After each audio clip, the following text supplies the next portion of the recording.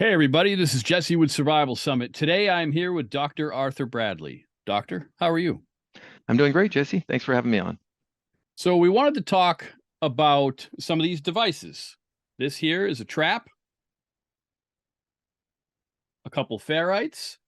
We made a video on social media talking about trying to EMP proof or at least help your vehicle become EMP resistant.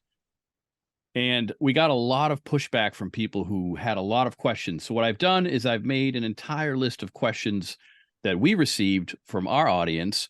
And we thought we'd ask you, but I guess first, maybe tell us a little bit about yourself. Sure. Yeah. So I've been around this EMP community for probably, I don't know, 10 or 15 years or so.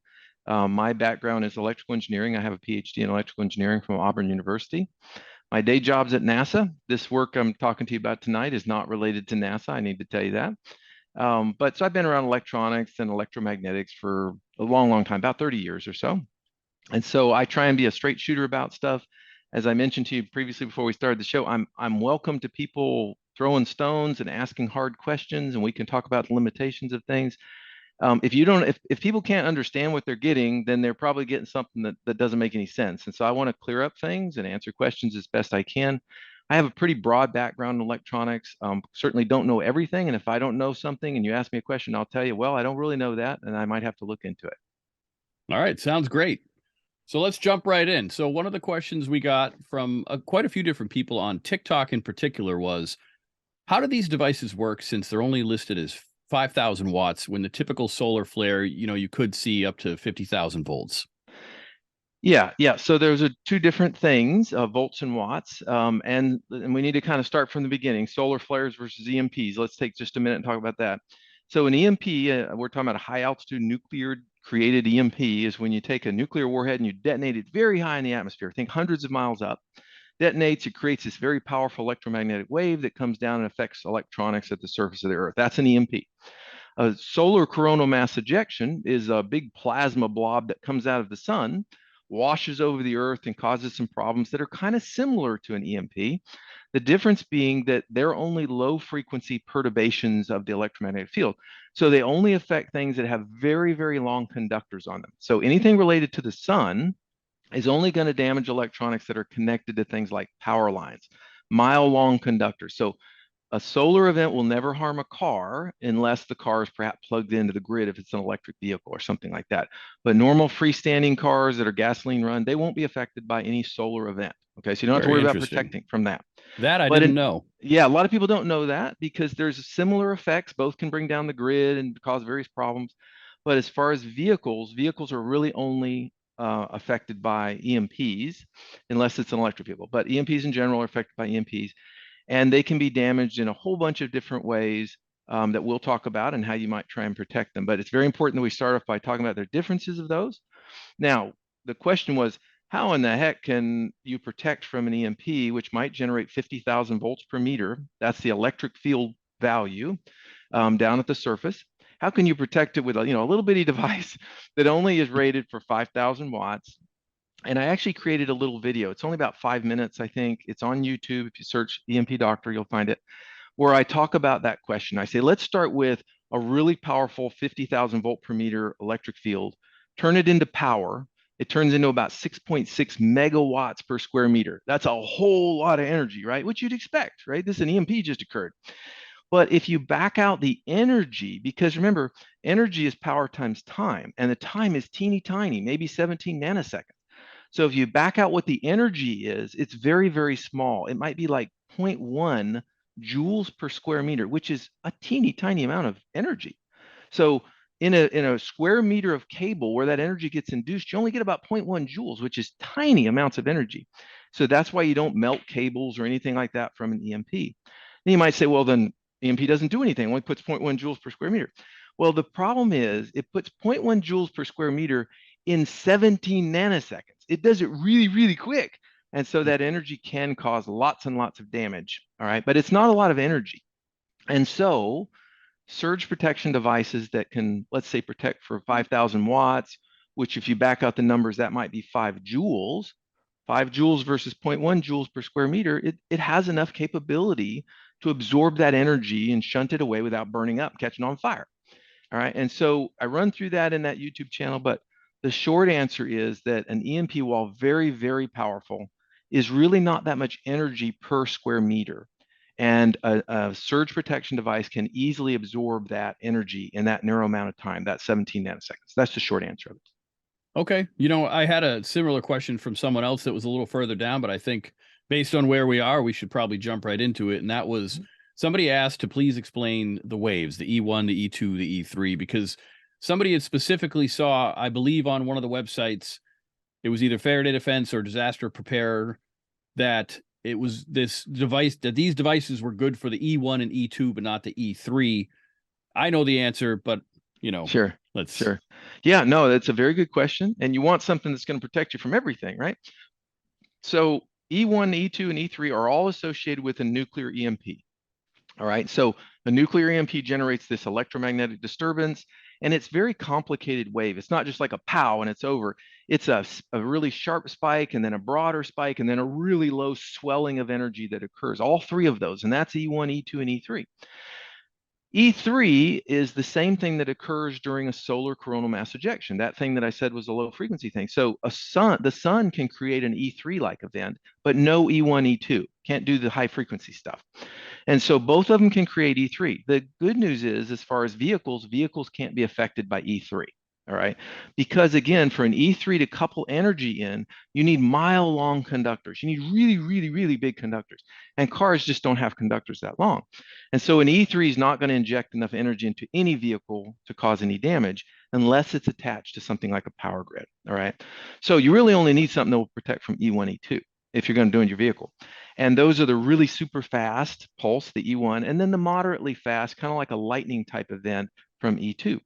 And surge protectors like the one in the trap, which are just transient voltage suppression diodes, really fast diodes, they can handle the speeds and the energy levels of E1 and E2.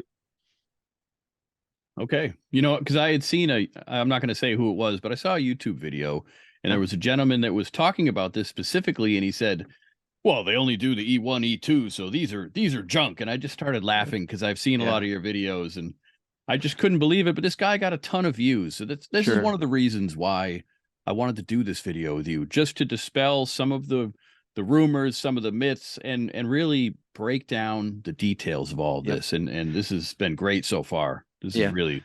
So let me ask one more comment about that E3 because I don't want to leave people with the impression that E3 is not important. Okay. It is not important to cars. Protecting your vehicle, E3 really doesn't matter. But protecting your home is very important. In fact, it may be the most important thing to worry about because remember, E3 is when you get this slow swell of energy on the power lines, right? And that slow swell of energy may reach hundreds of volts and it will start damaging anything connected to the power grid until the grid is actually disconnected.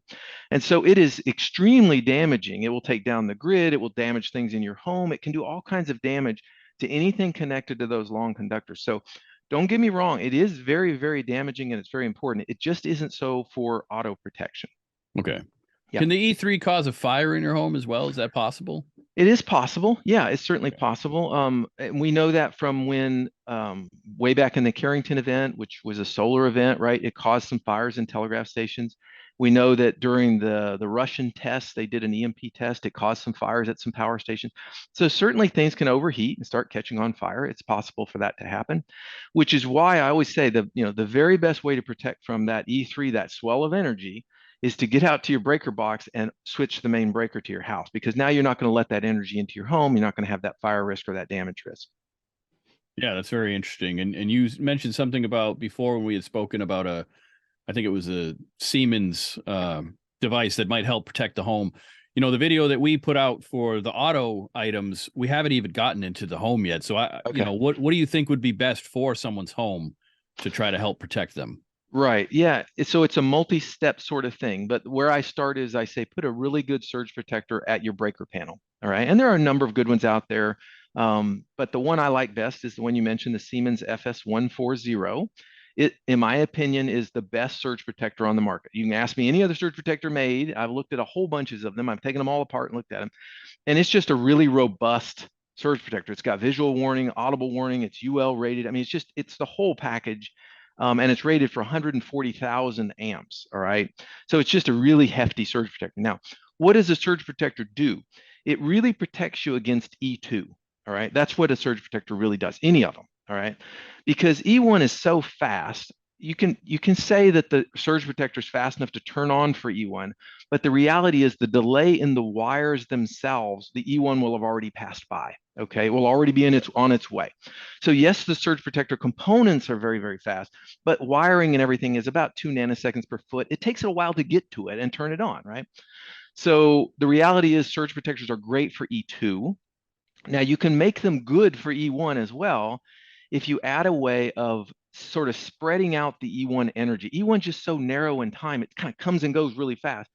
You want to spread the energy out a little bit. And the way you can do that is with some ferrites on the main power wires. And so what I recommend to people is get a good quality surge protector. That's your first investment.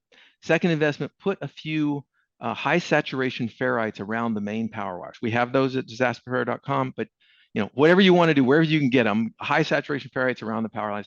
And that helps spread that energy out in time, which gives the surge protector time to kick on and get rid of the E1 energy too. All right. So that's E1 and E2 now.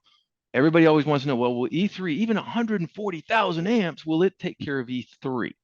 And the short answer is no. All right. That swell of energy is like the ocean coming up. It's just going to keep coming. And once it turns on the surge protector will burn up.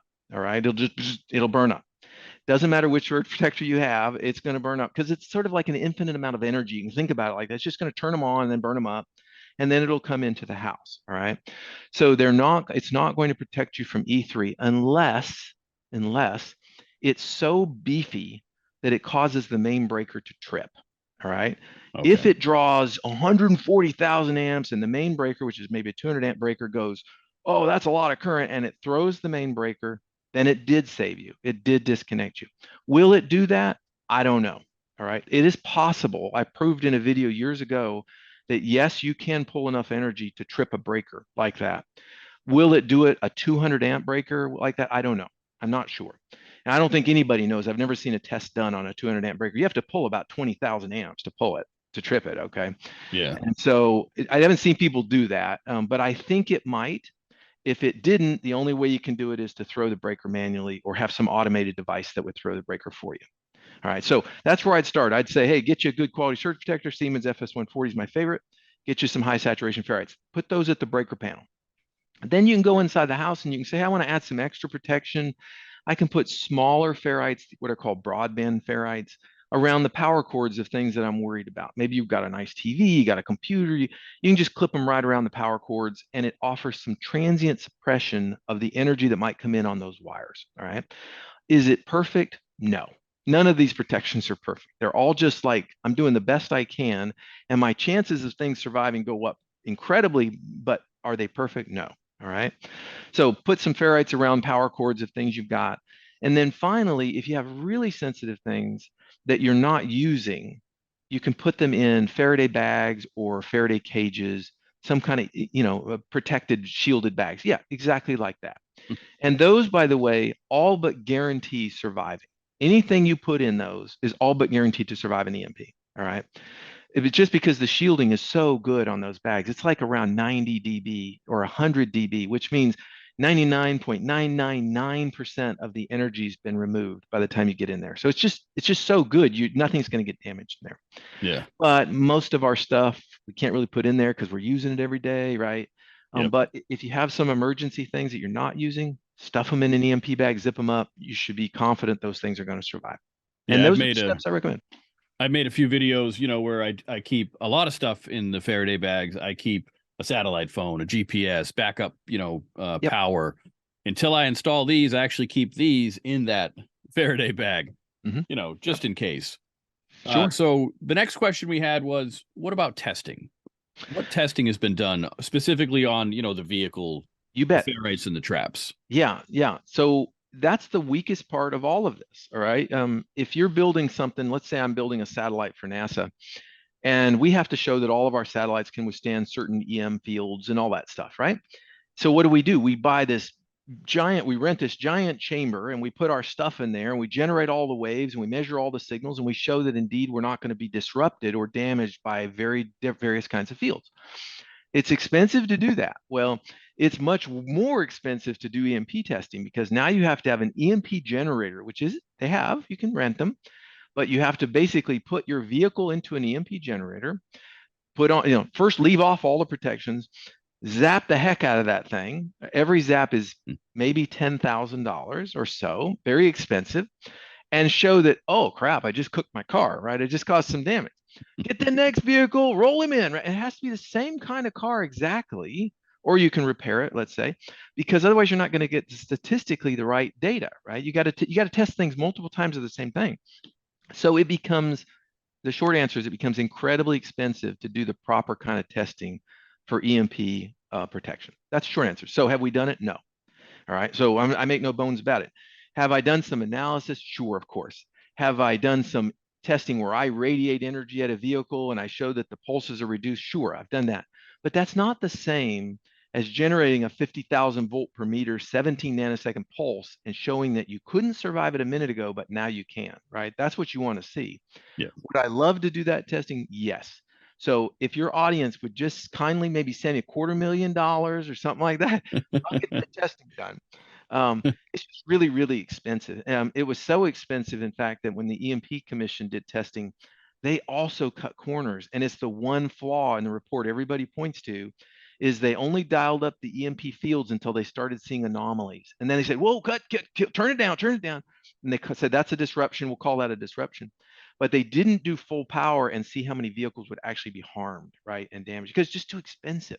And I'm glad you brought that up because there are a massive amount of prepper websites that still quote that. I believe it's a 2002 study. It's over 20 years old.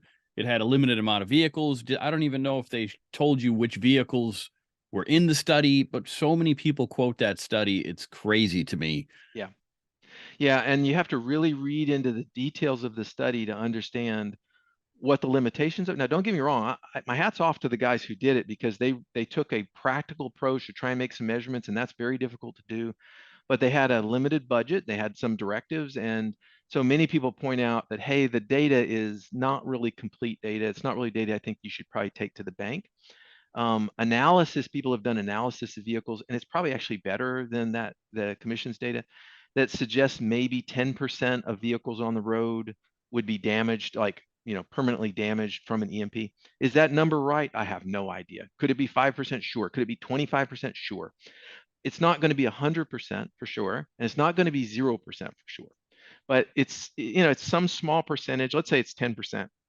That doesn't sound bad. You're like, I got a 90% chance I'm going to be fine. Well, these are only the ones damaged, not the ones that are disrupted, right? Where everything goes in your car and you got to shut it off and maybe clear the battery and restart. That would be higher. But even so, if 10% of the vehicles in the country suddenly went and died, right? During the day. During the day, you can imagine the mayhem and the inability of the country to function. Roadways would be completely jammed. Accidents would be everywhere. I mean, just everything would be a disaster. Yeah. So many people say, even if the number is only 10% or whatever that number is, I can't afford to be one of those people that all of a sudden is sitting on I-64 in the middle of this mayhem and I can't get anywhere. I can't get home. I'm stuck. Nobody can get to me maybe either, right? And so they're willing to take some protections and try and raise their chances of their vehicle surviving. And that's what the traps are all about and the ferrites for the vehicle. And me, I look at that and I think, what? That study was done over 20 years ago. Vehicles have much Major more change, yes. Yeah, major changes. Yeah. I'm not a scientist, but I would be worried that number is much higher.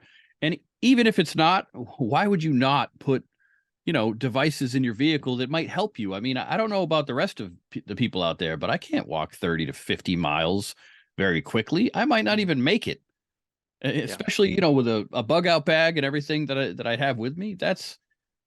I could be on the road for, weeks or months. It could be even worse. So one of the other questions that we had, I'm kind of skipping around here a little bit on my list, but somebody had asked, how does this system protect the ECU and other computer systems in the vehicle? Wouldn't the pulse hit the computer directly first or at the same time as the wiring? So that's something I thought about as well, and I don't think it's been discussed enough in the industry. Right. No, it's a great question. All right. So the short answer is you're right. All of the energy comes down in this radiated wave and everything's going to get hit at the same time. Right. So you think, well, hold on a second. If that's the case, what are these little trap things going to do if everything's bombarded at the same time?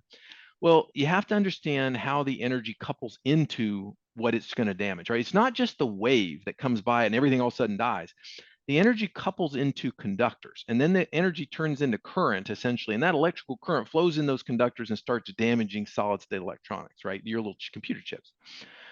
Almost always, if you have a big system and you radiate it with electromagnetic energy, the source of where that energy gets in is in the cabling.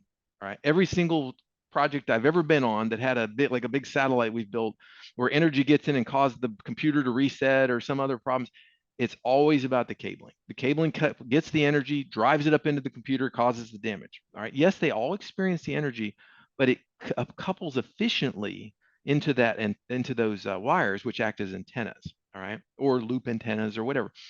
And so the short answer is yes, the energy comes, but it couples into the cabling and then it turns into essentially electrical energy that flows along them into devices and causes damage. And so the traps are really meant, and the ferrites too, in just a different way, are meant to sink that energy away as it starts to flow on those conductors, sort of set like zero reference points. Like I'm going to nail this point down at zero reference. I'm going to nail that point down. And in a perfect world, you'd have like 20 of these things in a car so that you just nail down lots of places where when energy came there, it kind of got drained away, right? And so you'd sort of keep anything from getting too big out of hand. So the best we can usually do is 2 or 3 traps. We usually put one at the battery. We usually put one in the cigarette lighter. And sometimes in vehicles, they'll have a couple of cigarette lighters. They'll put a second one in the other one. And that gives you a few points of suppression, which is better than no points of suppression. Sure. Ferrites are similar. When a ferrite clips around a cable, when current flows through that cable and the ferrite is surrounding it, essentially the electrical energy that's changing quickly gets turned into, in this magnetic flux in this ferrite ends up dissipating that transient energy. All right. Ultimately, it turns into heat, but it just you can think about it as sort of a magnetic field that goes inside this ferrite.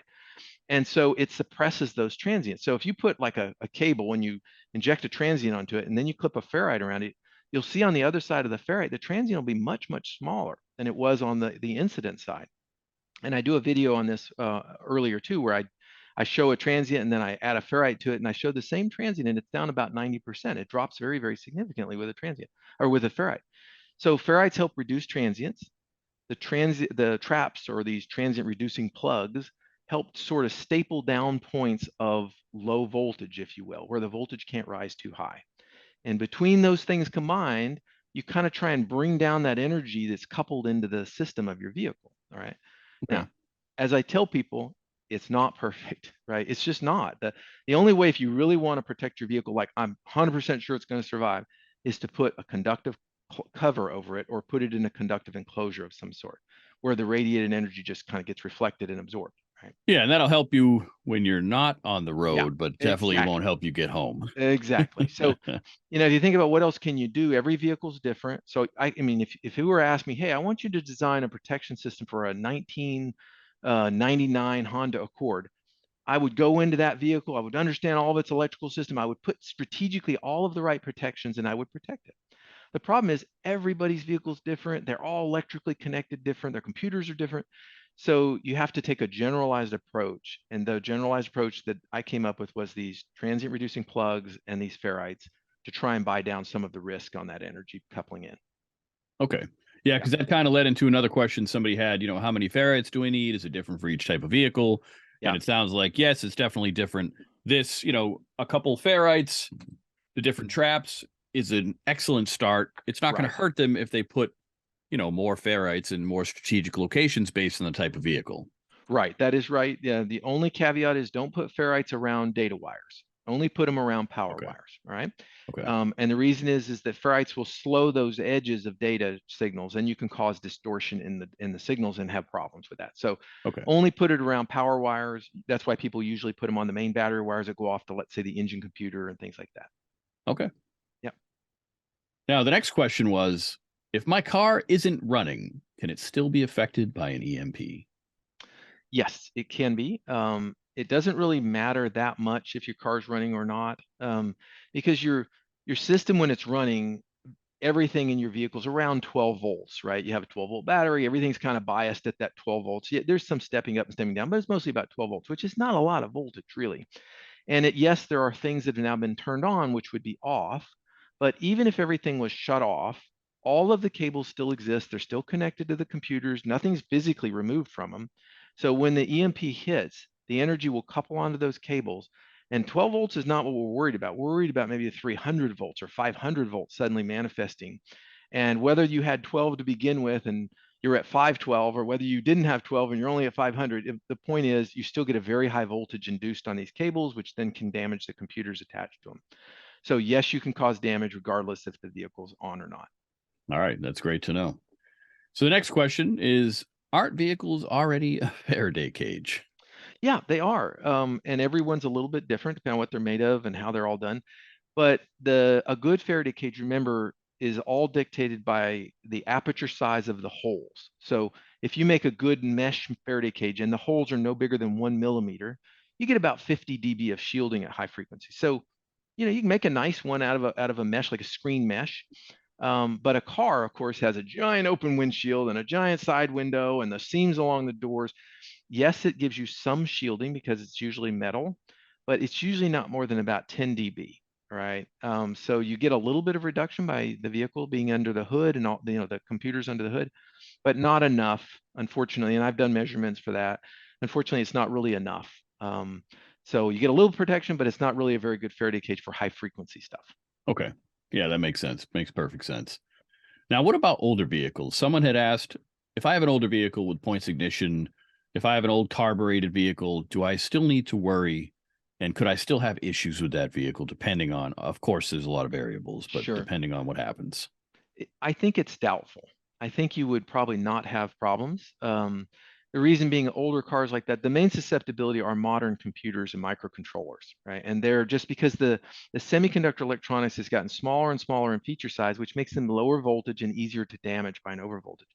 Old-timey vehicles, like the type you're describing, there isn't much that could be damaged by an electromagnetic pulse like that. And so my guess is if you have an old vehicle where you've got points and carbureted systems and so forth, it's very unlikely that it would be damaged. Maybe you zap your radio. I think that's Okay. possible. But other than that, I think your vehicle would probably run just fine. And your battery is probably pretty robust, and it really shouldn't affect the car's battery either, correct? Right. Yeah. Batteries are big honking sinks and sources of energy, right? They're very difficult to overload, which we're good because we're turning the crank and pulling the hundreds of amps out of them, right? Yep. So yeah, they're very difficult to damage from an EMP. The only way big batteries are really damaged is if they're connected to like a power grid. And then you can cause, like from a big solar power generation system, sometimes you can zap the batteries from an EMP. Yep. But a vehicle, I don't honestly think you could damage a battery. Okay. Unless it was a Tesla, then you have all kinds of problems. Well, Tesla's a whole different thing. Yeah. So one of the last things, it's really not a question. It was more of multiple comments that we got from people, electrical engineers, Oh, yep. Mostly gearheads, mostly guys that work on vehicles, not so much, just one or two electrical engineers. Basically said, oh, this is all snake oil. These devices, it's just a bunch of crap. They're trying to make money. They're trying to sell it to you. What do you say to people like that? Well, so I appreciate those comments, frankly, because I'm like the world's biggest skeptic. Anytime I see anything, my first thought is somebody's just making up crap. This is just garbage. And I'm sensitive to that thinking, right? And I encourage people to be skeptical because not only in this market, but in the preparedness community and in all things, frankly, there's a good deal of selling of crap that is just trying to make people money. I get it. And of course, the products that Zash Repair sells, they make money, right? I mean, there's no question. Everybody's out to make some money. But I invented these products. I made these products. And I would not have put my name behind them if I didn't think what they did was effective, right? I'm happy to sit down across the table from any electrical engineer, any physicist, any computer science, anybody who wants to have a conversation and say, how do these things work? Why do you think they don't work? What testing can be done to show they work to a certain level? What analysis have you done? We can have those conversations and talk about it. So the short answer is, if you think it's snake oil, then start asking some questions because you don't know it's snake oil. I'll say that to whoever is, the skeptic. You don't know it doesn't work. You're just thinking, I don't understand this, and so it's probably bullcrap, right? And that's fine, but why don't we dig a little bit and see if we come to an understanding? Maybe there is something you ultimately would agree. Yeah, that makes sense. That does offer some protection to some. And I try and do some videos. Much of the channel EMP Doctor is just videos of me testing things, showing the principles of surge suppression and things like that. If you watch some of those, you might get an idea. Oh, well, how does the trap lower the voltage when it's clipped into the system? Or how does a ferrite actually reduce the signal? And then we can have a conversation about why it's effective in a vehicle or it's not. So short answer is throw the stones. Let's talk about it. Let's see where we end up at. Many people may go away in the end and go, nah, still don't believe it. All seems like hooey to me. Fine. It's all good. Other people might say, yeah, you know what he's saying makes some sense. And it's probably worth doing, taking some protection like this. Yeah. Yeah, no, that's it's been great. I mean, we have 250,000 views. Just the video I made was just showing people the components. I haven't done the install yet. I really wanted to rewatch a bunch of your videos on YouTube. It's EMP Doctor, if you guys want to check them out on YouTube. I'm going to rewatch them to make sure that when I do the install video, I don't get a lot of comments saying, "Hey, dummy, you're doing it wrong." So, and if you guys pick up these kits from, are these on disasterpreparer.com as well as Faraday Defense? Yeah, I think all of the EMP bags are on Disaster Repair also. Okay. And they have a nice little scan here that kind of gives you some directions. You scan that with your phone and you can learn how to install it. For those of you on the podcast, if you don't have the right podcast to watch this, you can watch this. It'll also be on YouTube as well. Dr. Bradley, I really want to thank you for coming on. I really appreciate going through all this. I did have one last question for you, though. All right. Something you had sent before. What is the EMF beacon? This looks really, really interesting, and I just wanted to ask you about this. All right. So EMF beacon has nothing to do with EMP preparedness, right? But it is probably the coolest thing I've ever invented. All right. And I've been around a long time. I got one here just so you can see what it looks like. I'm going to hold it up. It's not impressive to look at, but it's a little circuit that it detects when you're in the presence of very high electromagnetic fields. All right. So let's say you're standing very close to a Wi-Fi router, or you're standing close to a microwave oven or something like that. And there are people who worry about that EMF exposure, and that might cause long-term health effects. And we can have a whole separate video where we talk about EMFs and all that, the Havana syndrome things.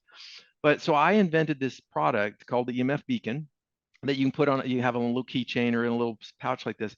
And it lights a bright red light when you're in the presence of strong EMFs. Now you might think, well, that's not very unique. They have EMF meters. You can buy those, on Amazon. The difference is this has no power source. All right. It doesn't have any power source at all. It uses the EMFs in the air that you're measuring to power the circuitry to light the light.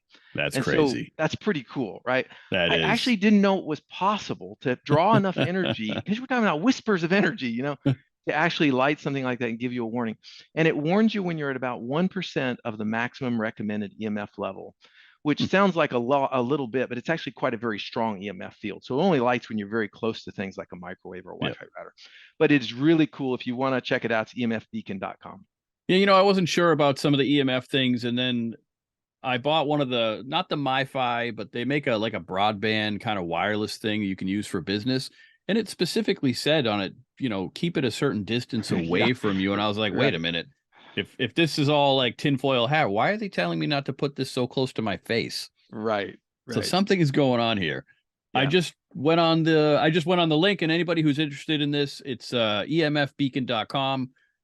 You guys got to make sure you go watch Dr. Bradley's videos on YouTube. They're excellent. You can learn a lot. And for all the naysayers, start shooting some emails, info@thesurvivalsummit.com. And if they're deemed worthy enough to send to Dr. Bradley, I will send them. If they're not, I'm not going to waste his time. All right. Well, hey, listen, I really appreciate it. And we'll probably have you on again at some point. And thanks a lot. Good. I appreciate it. Yeah. Thanks a lot, Jesse.